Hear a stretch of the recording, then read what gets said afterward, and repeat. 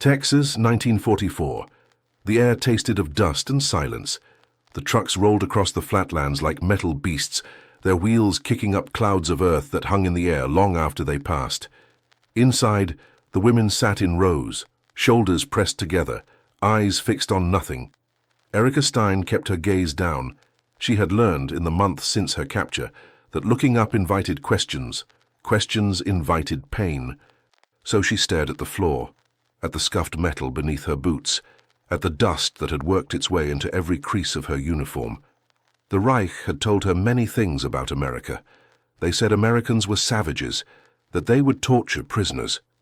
That mercy was a word they didn't understand. She had believed it once, believed everything they told her, the way a child believes in monsters under the bed. Now, she wasn't sure what to believe. The truck lurched. Someone whimpered. Outside, through the narrow gap in the canvas, Erika could see the landscape shifting, flat plains giving way to fenced land, cattle grazing beneath a sky so wide it hurt to look at. She had never seen so much sky. The truck stopped. Silence. Then voices, American voices, rough and low, speaking words she couldn't quite catch. The canvas flap pulled back, and sunlight poured in like something physical, something that pressed against her chest and made her squint. Out. They climbed down one by one, boots hitting dirt, legs unsteady after hours of travel. Erika's knees nearly buckled. She caught herself on the side of the truck, felt the hot metal burn her palm. Before her stood the ranch. No barbed wire, no guard towers, no soldiers with rifles pointed at their heads, just wooden fences. Hay barn, horses standing lazy in the shade, and men, not soldiers but cowboys, leaning against the fence posts, watching with expressions she couldn't read. One of them stepped forward. He was tall, sun-darkened, with the kind of face that looked carved from something harder than flesh.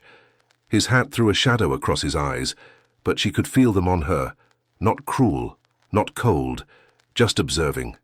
"Watch your step, Mum." His voice was calm, almost gentle. Erika blinked. "Ma'am." She had expected shouts, orders, the crack of a hand across her face. She had expected to be called prisoner, enemy, Nazi. She had steeled herself for chains. Instead, this man, this cowboy, spoke to her the way one speaks to a neighbor. It made no sense. Around her, the other women stood frozen, waiting for the blow that didn't come. Gertrude Weiss, a stern woman from Munich with a face like stone, stared at the cowboys with open suspicion. "It's a trick," Gertrude whispered in German. "They want us to trust them." But the cowboys just stood there. One of them tipped his hat. Another offered water to a trembling girl who looked no older than 18. The tall cowboy gestured toward the barn. "Name's Hank Sullivan. You'll be working here, honest work, fair treatment. You give respect, you get respect." Erika's throat tightened. Hank's eyes found hers across the space between them. For a moment, they just looked at each other, prisoner and captor, enemy and enemy. Then he nodded, as if he understood something she hadn't said. "Welcome to Texas," he said quietly. "You're safe here." And against every instinct, every lesson the war had taught her, Erika felt something crack inside her chest. Not hope, not yet, but the first, fragile possibility of it. Morning came with the smell of hay and coffee. Erika woke on a narrow cot in the barn's upper loft, straw poking through the thin mattress, light streaming through gaps in the wood. For a moment, she forgot where she was. Then memory returned. The trucks, the cowboys, the impossible gentleness. She sat up slowly, joints aching. Around her, the other women were stirring. Some wept quietly. Others stared at the ceiling with hollow eyes. Gertrude sat rigid on her cot, already dressed, already watchful. "They'll come for us today," Gertrude said in German. "You'll see." But when the door opened, it wasn't soldiers who entered. It was Hank, carrying a wooden crate filled with bread, cheese, and apples. "Breakfast," he said simply, setting it down. No one moved. He looked at them.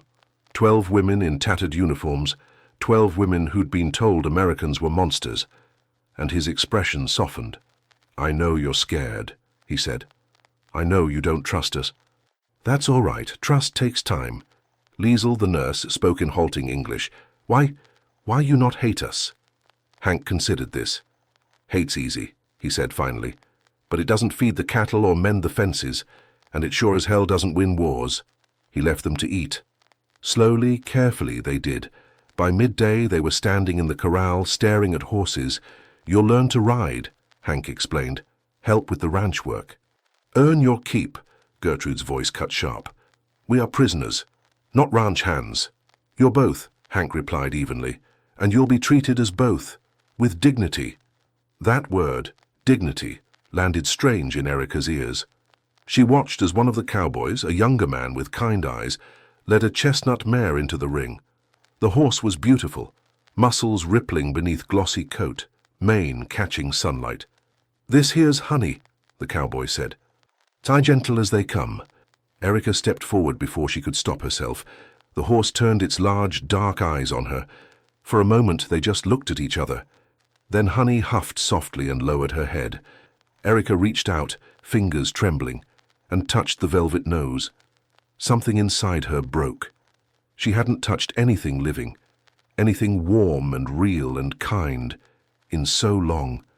Tears came sudden and fierce, and she turned her face away, ashamed. Hey, it's all right, Hank said quietly beside her. First time's always hard. He showed her how to mount, how to hold the reins, how to sit in the saddle without gripping too tight. Don't fight the horse, he said. Trust her. She'll take care of you. Erika sat frozen atop Honey, heart hammering, knuckles white on the reins. Then Hank clicked his tongue, and the horse began to walk, slow, steady, safe. And for the first time since the war began, Erika felt something she'd forgotten existed. Freedom. That night, as they sat around the fire outside the barn, the cowboys played music. One had a harmonica, another a guitar. The melody was simple, winding, and when one of them began to sing, Erika's breath caught.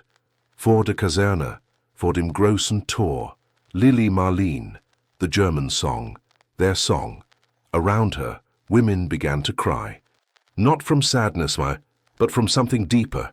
Recognition, remembrance, home. Gertrude's face twisted. They mock us. But Hank shook his head. We sing it for the boys overseas, for both sides. Music doesn't belong to one flag. And when the song ended, the silence wasn't heavy. It was full. Gertrude stood abruptly and walked away into the darkness. But Erika saw her shoulders shake. She saw her wipe her eyes, and she understood. The ice was beginning to crack. The sun climbed high. The work began. Erika learned quickly that a ranch had no patience for hesitation. There were horses to feed, fences to mend, water troughs to fill.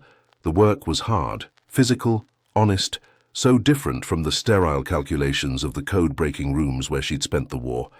Here, her hands blistered, her back ached. Her muscles remembered what it meant to be alive. Hank moved among them like a patient teacher, correcting without cruelty, explaining with gestures when words failed. He showed Erika how to brush a horse's coat in long, steady strokes, how to check hooves for stones, how to speak softly so the animal wouldn't spook. Horses no fear, he said, running his hand along a grey mare's flank.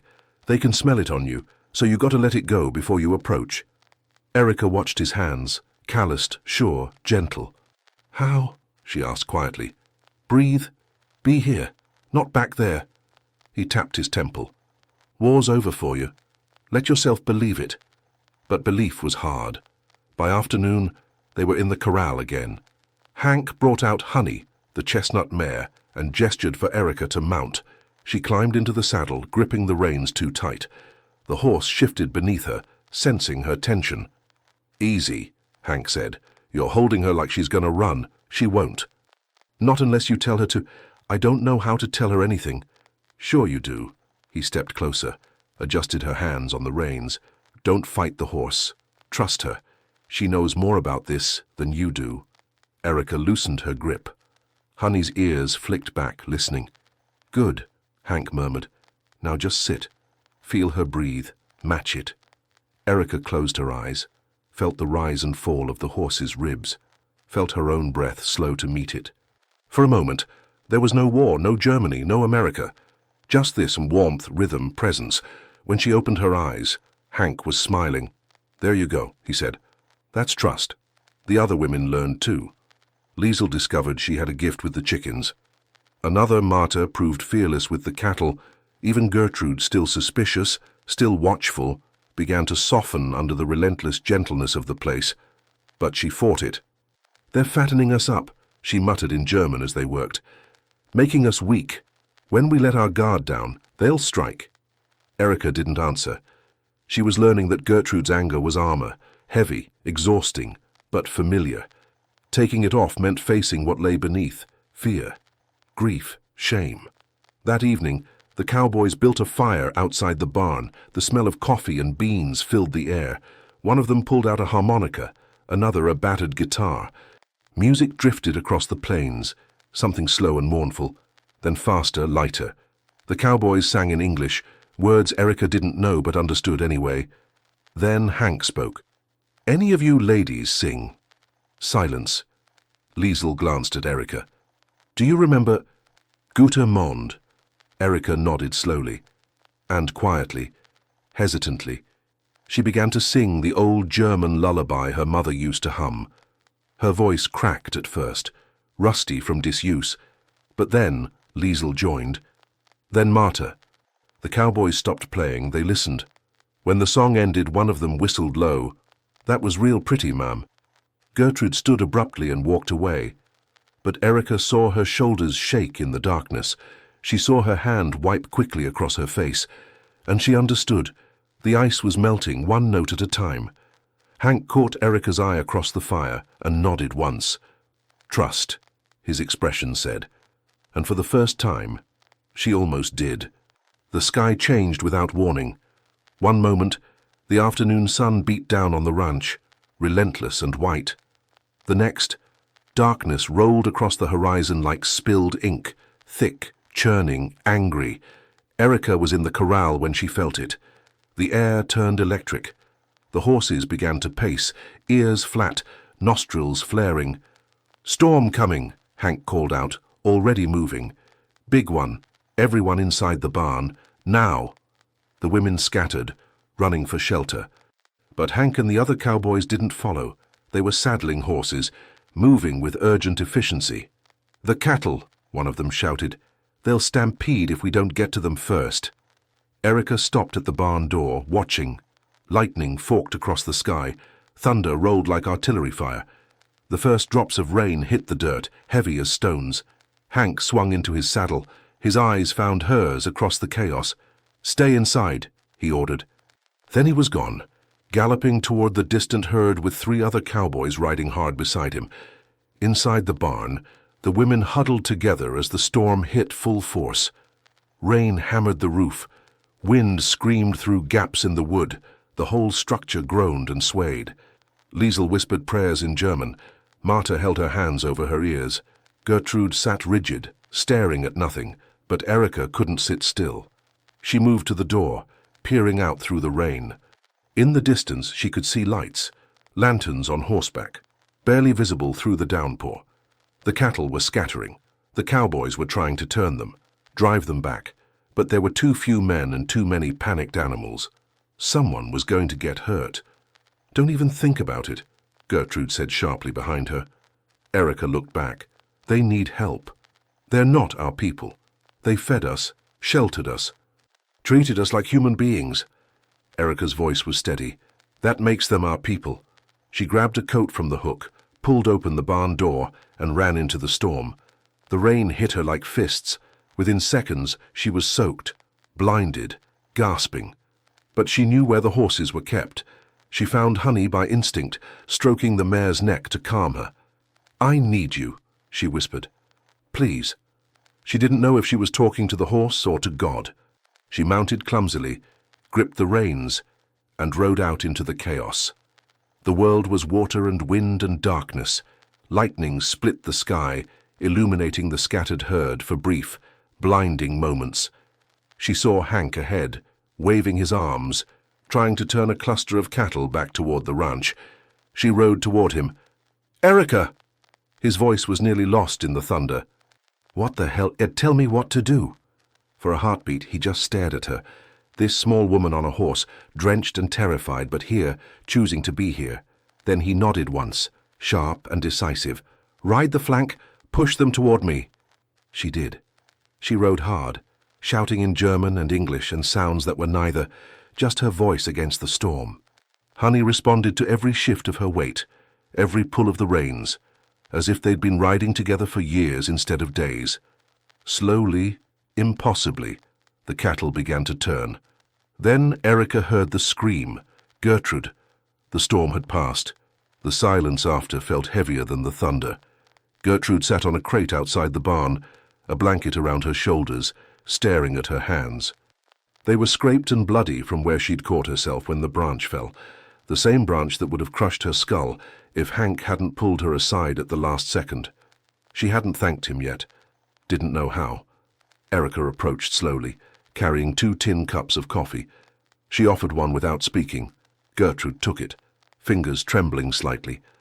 "I was wrong," Gertrude said finally, her voice barely above a whisper. "About what?" "Everything." She looked up, eyes red. "I called them enemies. I said they'd hurt us. I said you were weak for trusting them." Erika sat beside her. "You were afraid. We all were." "He saved my life." Gertrude's voice cracked. "The enemy saved my life." "Maybe," Erika said softly. "He was never the enemy at all." That evening, Hank distributed paper and pencils. "You can write home if you want," he said, "to your families. Let them know you're all right." The women stared at the paper as if it was something fragile and dangerous. Liesl spoke first. Will the letters reach them?" "Can't promise that," Hank admitted. "Mail's a mess right now, with the war still going in the Pacific, but we'll send them, that much I can do." Erika took her paper and retreated to a quiet corner of the barn. For a long time, she just held the pencil, unsure where to begin. Finally, she wrote, "Liebe Mutter, I don't know if you'll ever read this. I don't know if you're even alive, but I need to write it anyway. I am in Texas. I am a prisoner of war, and I am treated with more dignity here than I ever was in Berlin. They give us work, but not as punishment and as purpose. They give us food, shelter, respect. One of them, a cowboy named Hank, teaches me to ride horses. He speaks to me as if I'm still human. As if the uniform I wore doesn't define everything I am. I was told Americans were savages.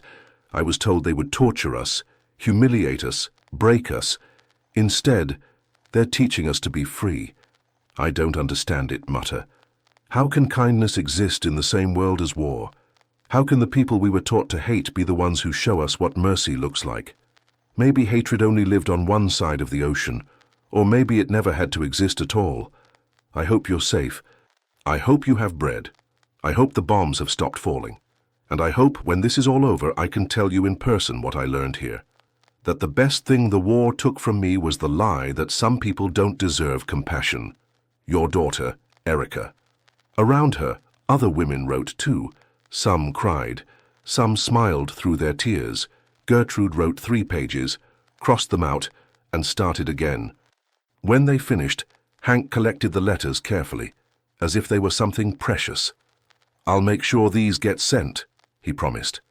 That night, lying on her cot, Erika stared at the barn ceiling and thought about the Geneva Convention, the rules that said prisoners must be treated humanely, fed adequately, housed decently. The Americans followed those rules, but Hank and his cowboys did something more. They followed their hearts. And somehow that made all the difference. May 8th of 1945. The radio crackled to life. Erika was feeding the chickens when she heard the commotion. Voices raised, not in anger, but in something else. Excitement, disbelief. She dropped the bucket and ran toward the main house. The cowboys and the women were gathered around an old radio on the porch. Static hissed and popped between words. Then the announcer's voice came through, clear and final. "Germany has surrendered. The war in Europe is over." Silence. Then chaos. Some of the women collapsed to their knees. Others screamed, grief or relief, impossible to tell. Liesl covered her face with her hands and sobbed. Marta laughed and cried at the same time. a sound caught between joy and devastation. Gertrude just stood there, stone-faced, staring at nothing. Erika felt the ground tilt beneath her feet. She reached for the porch railing to steady herself. Over. The word felt too small for what it meant. Her country had fallen. The Reich that promised 1,000 years had lasted 12. Everything she'd believed, everything she'd fought for with codes and ciphers in those underground rooms, it was ash now, dust. But she was still here, still alive, still standing under the wide Texas sky. Hank let them grieve. He didn't interrupt, didn't offer empty comfort. He just stood nearby, hat in his hands, waiting. When the worst of it passed, he spoke quietly. "You'll be going home soon. Repatriation's already being organized. Few weeks, maybe a month. Home." Erika didn't know what that word meant anymore. Germany was rubble. Her city was ash. Her mother might be dead. The life she'd known before the war was gone, burned away like morning fog. What was she going back to? "Take your time," Hank added. "I process this however you need to. We'll be here."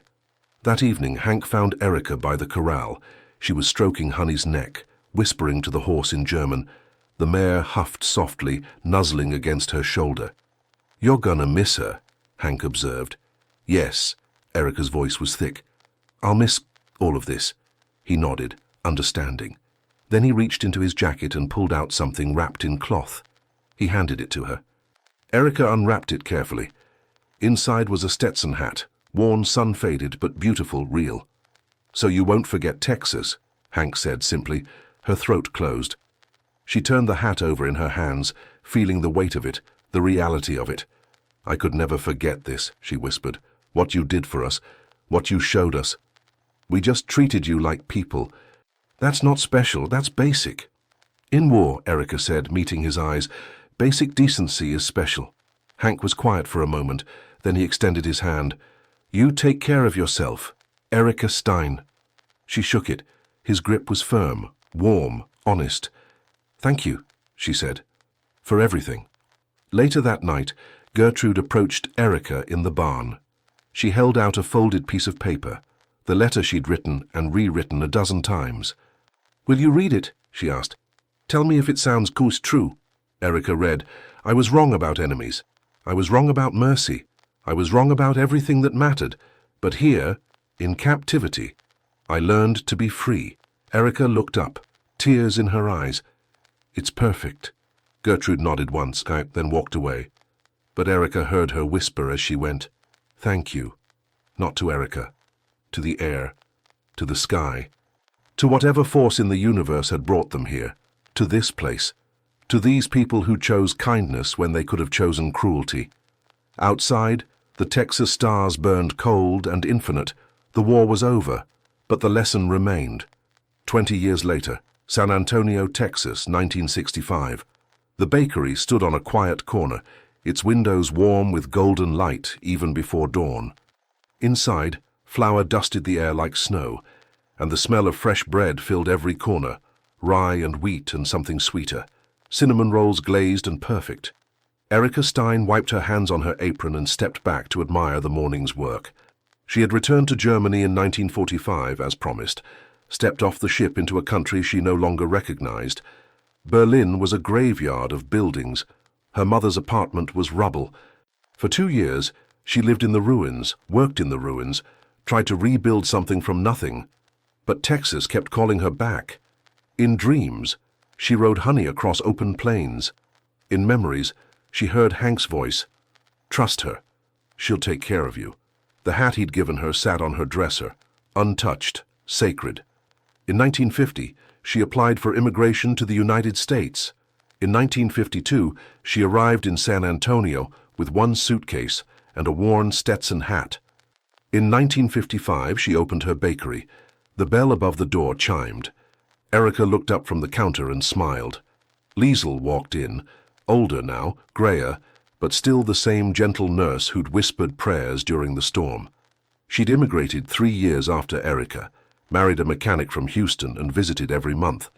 "Guten Morgen," Liesl said warmly. "Morning," Erika replied in English. She still spoke German, but English had become her language of choice, the language of her second chance. They sat together with coffee and fresh brötchen, catching up on grandchildren and gardens and the ordinary miracles of peaceful life. "Do you ever think about it?" Liesel asked quietly. "The ranch? Every day. Do you think they remember us?" Erika smiled. "I know they do." On the wall behind the counter hung a photograph in a simple wooden frame. It showed a young woman in worn clothes standing beside a cowboy in a Stetson. Between them, a chestnut mare with a white star on her forehead. Both the woman and the cowboy were smiling, not the stiff, formal smiles of portrait studios, but real ones, the kind that came from shared work, shared storms, shared humanity. Beneath the photo, a small brass plaque read, "From Enemies to Friends, Texas, 1944-1945. Customers sometimes asked about it. Erika always told them the story, not with bitterness or shame, but with gratitude. She spoke of Hank and the Cowboys, of Honey and the storm, of the moment she learned that mercy was stronger than hate. Some people cried when she finished. Others nodded, understanding something they couldn't put into words. That evening after the bakery closed, Erika stood outside under the vast Texas sky. The stars were the same ones she'd seen that first night on the ranch, infinite, indifferent, eternal. But she wasn't the same. The war had made her a prisoner.